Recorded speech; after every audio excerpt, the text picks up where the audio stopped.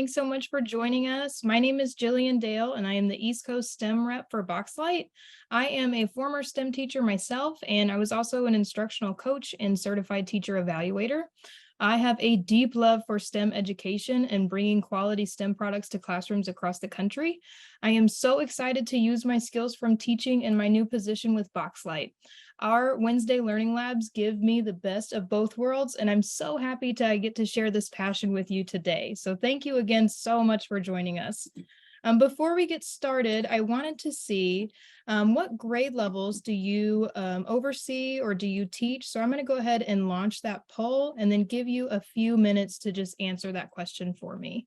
And feel free to check all that apply. Awesome, getting a lot of a very wide variety in here. Okay, we've got people all over the place. So we've got teachers from pre-K all the way up to 12th grade. So that's awesome. What a good range of teachers that we've got on here today. Thank you so much for joining us. I'm going to go ahead and end this poll. Thank you so much to everyone who participated. Okay.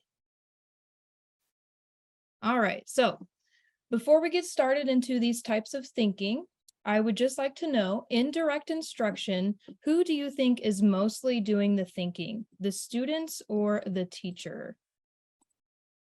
So this could be, a whole group instruction, this could be small group instruction, but direct instruction, who do you think is mostly doing the thinking? I'll give you a few more seconds to get that question answered. And if you're unsure, that's okay. We are all here to learn. All right, so thank you for participating in that poll. And the majority of us agree that when in direct instruction, when the teacher is in front of students and that person is talking, the person who is talking is doing most of the thinking. So what we need to think about is how we can change that dynamic so that the students are doing most of the talking, therefore they're doing most of the thinking. So we're going to dive into 4 different types of thinking today. And each different type of thinking is broken down into multiple levels. When you think about each type of thinking that you want your students to utilize, then you can start to form some measurable objectives. A good objective should include a verb that is measurable. We often see objectives that are not measurable, such as students will know or students will learn, blah, blah, blah. When we are specific with our objectives, the students have a clear understanding of their expectations. So the first type of thinking that we're going to talk about today is analytical thinking. This is where students analyze, can compare and contrast, evaluate and explain information. And then we're also going to work on practical thinking, where students use, apply, and implement what they learn in real life scenarios. Creative thinking, where students design, imagine, or suppose. And then also research-based thinking, where students explore and review a variety of ideas, models, and solutions to a problem. Okay, so we're going to discuss the roles of both the teacher and the student during a lesson. The role of the teacher should be engaging students in developing questions. Scaffolding those questions to prompt higher level thinking should be the goal. Providing opportunities for students to think and reflect. Consider the wait time that you give students to grapple with new concepts. This is really important when you're introducing new ideas to students. Allow students time to struggle productively and grapple with their learning. The productive struggle, or that state of disequilibrium, is really powerful in terms of learning and metacognition. We want students to be thinking about their own learning. When they are thinking about their own learning, they're aware of their own learning, and that has a significant impact on student achievement. And then finally, providing opportunities for students to interact and talk about their thinking and learning. So teachers should be guiding the thinking through 4 different ways: questioning, structuring, modeling, and responding. And these are all built into their lesson. So thinking about the role of the teacher, engaging students in developing questions, that's definitely questioning and modeling. We want to model good questions to the students so that they also ask good questions. Providing opportunities for students to think and reflect That is responding. Allowing students to struggle productively and grapple with their learning. That's structuring and questioning. So making sure that those are pre-built into your lesson in order for students to have the biggest benefit from your lesson. And then also providing opportunities for students to interact and talk. Again, that's structuring your lesson and responding to how your students are responding to the new concept. Make sure that you have some of that time pre-built into your lesson so that students can become aware of their own learning. Next, we're going to talk about the role of the student. So we want the student to be developing questions to guide their own learning. We want them creating, designing, imagining, and supposing. And we want students also persevering through challenging tasks. Remember that state of disequilibrium. And then finally, we want students exploring and reviewing a variety of ideas, models, and solutions to a problem. So a lot of those verbs from the role of the student are very similar to the verbs from the 4 different types of thinking. So that is going to be really important, again, when you're coming up with some of your measurable objectives. All right, so here are some guiding questions that will help the teacher as you're working through planning your lesson. So think about how you will ensure that students have the opportunity to interact with each other about their own learning and discuss their understanding. Is that going to come in terms of a small group discussion? Is that going to, it just depends on how you have it built into your lesson, but make sure that you think about that and have time to implement that into your lesson. How will you ensure that students have the opportunity to think in different ways? So how are you including these various thinking types in order to structure your lesson? How will you plan for students to show their thinking? What will they do to model their new understanding? Will they be writing? Will it just be, some discourse in your classroom? Think about how your students are going to actually represent their thinking. Also, think about how you will model and promote perseverance through challenging tasks. We know that more often than not, when something gets hard, people give up. It's not just students, but it's people in general. So think about how you are going to model not giving up and persevering through those tough challenges, because without those tough challenges, there is no learning. Our brain does not grow from things that are easy. Our brain grows from things that are hard. And then finally, how will you provide opportunities for student choice and expressing their thinking and understanding? Remember, not all students think and learn the same way. So how are you as the teacher going to provide students opportunities for them to model their own thinking and understanding? Keeping in mind that it may look different from student to student. Okay, so we're going to go ahead and dive into analytical thinking. Remember that you can put any questions that you have in the chat, and we will be happy to answer those. All right, so let's dive into analytical thinking. Remember, analytical thinking is where students analyze, compare and contrast, and evaluate and explain information. I'm going to break down analytical thinking by using a science lesson based on pH. So my objective might change as I begin to explore the layers of analytical thinking. For now, our very basic objectives are going to be to differentiate between an acid and a base, and to also understand the pH scale. So level 1. Level 1 is going to be very surface level learning. As we progress down the levels, we'll dive into a deeper level of learning. So this could be identifying information on pH of various liquids from a graph. Can your students read the graph and come up with information based off of that graph? Level 2 takes it, to the next level, categorizing liquids as either basic, acidic, or neutral. And then, that may involve actually using a pH scale as well.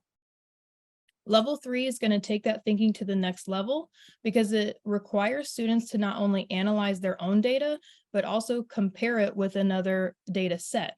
So this can be done in our GlobiLab software that's going to come with the Labdisc. And then level 4 thinking could also be having the students gather, analyze, organize information, and evaluate class data from other experiments.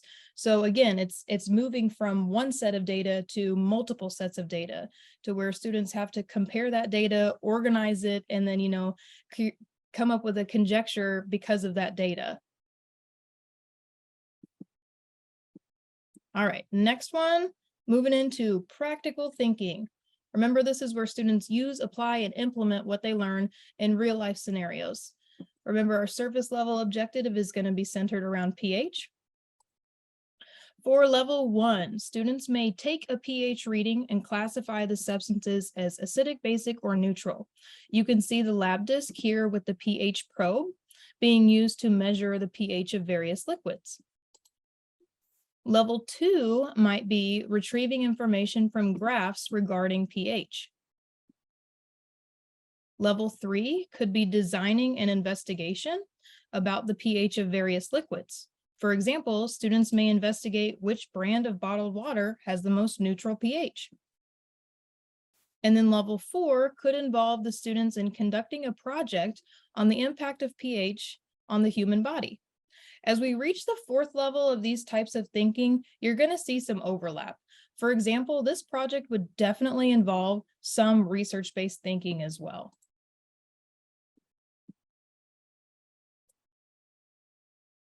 All right, next, creative thinking. Creative thinking, students will create, design, imagine, or suppose. And remember, that's directly related to one of the roles of the student in the classroom.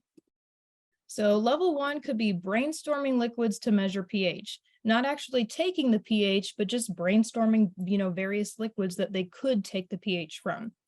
Level 2 could be hypothesizing, based off of observations and prior knowledge. So making conjectures based off of their schema. What do they already know? Level 3 could be where students synthesize information within one data set. So looking at a graph and making a conjecture about the trends that they might see on the data.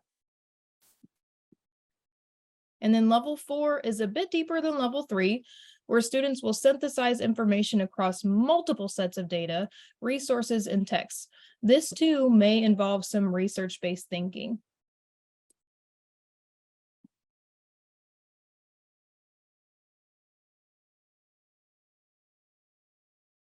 All right, our 4th type of thinking is research-based thinking, where students create, design, imagine, and suppose. Research-based thinking is already a deep level of thinking, so we're really just going to focus on levels 3 and 4 for this one. Level 3 could require students to research a topic related to pH and compile the results in a short research project. And then level 4 obviously is going to take that one step further, where students may not only research a topic, but also evaluate that information and then form their own conjectures based off of their learning. In my example, students might evaluate the role that humans have on the environment based off of the pH of various soil types. So here in the picture, you can see the Labdisc doing some soil sampling, gathering the pH, and then the student can make their own conjecture based off of the information that they gathered, and then also information that they've looked for research, by looking up different videos to support their research, different articles to support their research. Okay. So one question that I would like to see answered in the chat is, why is it important to engage students in higher level thinking questions? Why would a teacher want to make sure that we're using those HOTS questions and, higher level thinking questions in order to enhance our instruction? What benefit is that going to have on students?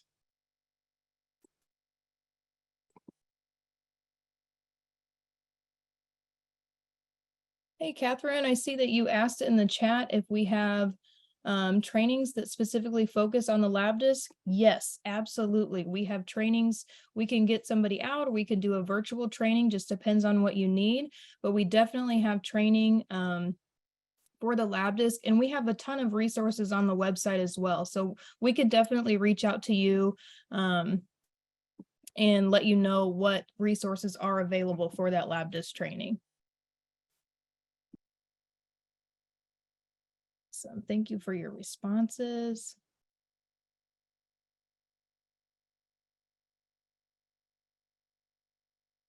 Okay, so some of the responses that I'm getting, it shows an understanding of the basic concept and applies to real world scenarios. All of this helps move information and learning into long-term memory. Yes, I love that. It is important to incorporate higher level thinking questions because they improve recall and application to new contexts. Yes, transferable skills, absolutely.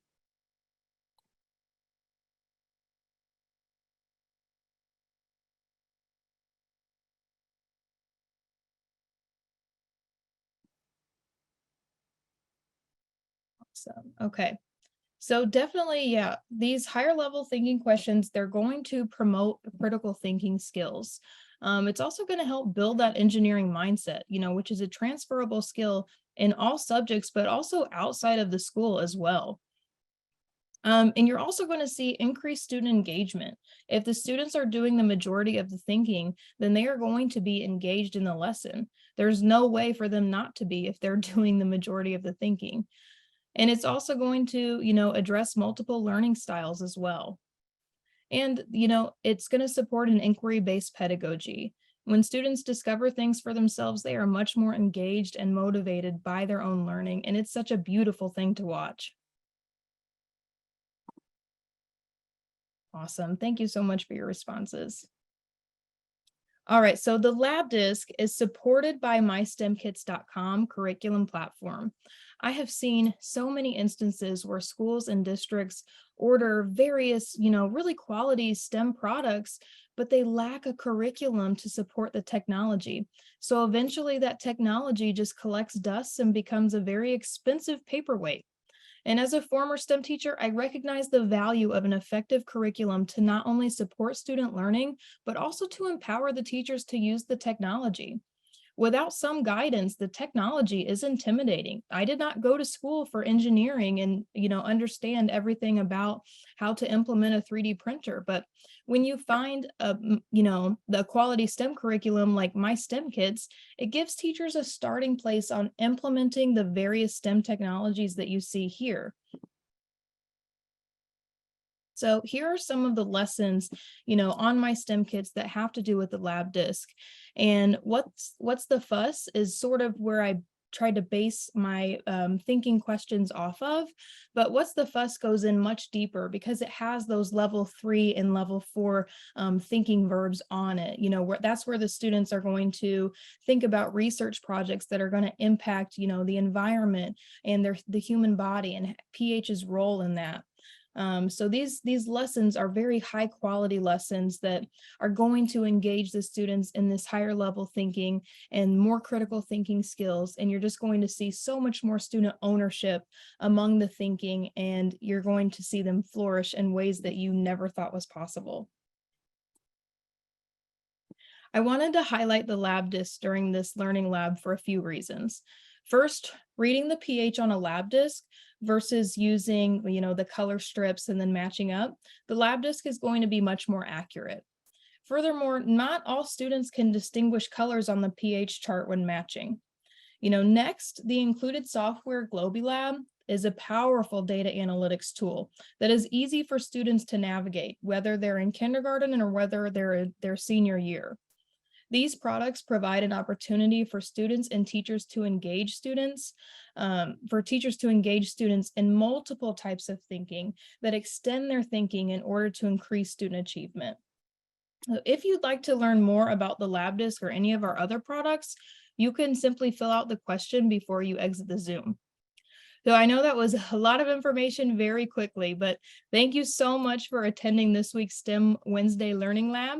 And then I will launch that last question for everybody so that you can get all of the information that you need. And remember, I'll stick around and you can type in the chat if you have any other questions or want some clarification on anything. But one thing I did want to point out, though, when you're thinking about these types of thinking, you can, do a simple Google search like analytical thinking verbs. okay? And then based off of those verbs, that's when you can start to form your objectives based off of those. Okay, lots of information, but let me know if you need anything in the chat. All right, Sylvia asked, do you have marketing that shows all 3 items and my STEM kits? Yes, absolutely, we do. We will make sure we get that over to you, Sylvia. We have lots of marketing things. Our marketing department, I tell you, they are always on top of it, constantly creating beautiful new flyers. We can absolutely get that information to you, Sylvia. Do you support climate sensors? I received some a while back and have nothing to support them and get the readings. Yes, John. So our Labdisc actually has an external universal sensor input. So it's just a micro USB that you can plug in to your Labdisc, and it will support a variety of different sensors as well.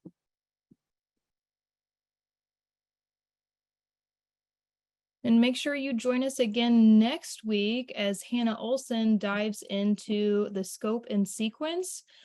So she'll be talking about what you need to get your year started, planning out your STEM activities, incorporating STEM into various aspects of your curriculum. So thinking about those pacing guides, get those pulled out, and then we will talk about the scope and sequence with the very knowledgeable Hannah Olson.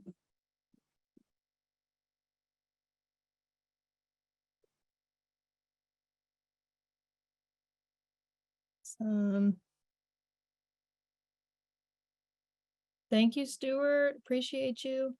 Hey, Jessica, thanks for joining. Awesome. Thank you, Glenda, for joining.